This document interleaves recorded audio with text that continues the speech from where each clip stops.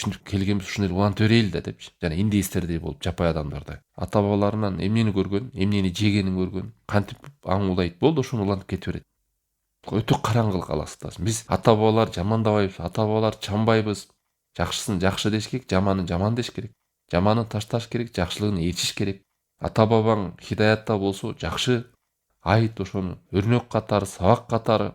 Чоң атам Куран окучу экен, пайгамбарды ээрчиш экен, сүннөттөргө бекем болчу экен, 5 мал намазды калтырбай мечитте окучу экен деп айта бериңиз. Сүннөткө дал келген, шариатка туура келген ада кеп жок, эч нерсе жок.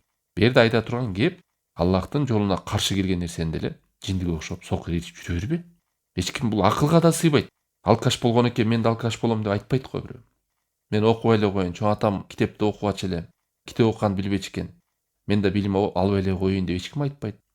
Бул акыл жактан караганда деле. Анан ушундай сиздин бактыңыз хидаятка байланган нерсе. Ыйман менен капырчылыктын ортосунда күрөш нерсе болуп атса, кантип сиз жеңил карап ата баба деп таштап саласыз? Эгер андай болсо, анда эмнеге Куранды түшүрдү Алла Таала? Эмнеге пайгамбарларды кайра жөнөттү коомдорго? Ата бабалар акыйкаттын көзү боло турган болсо.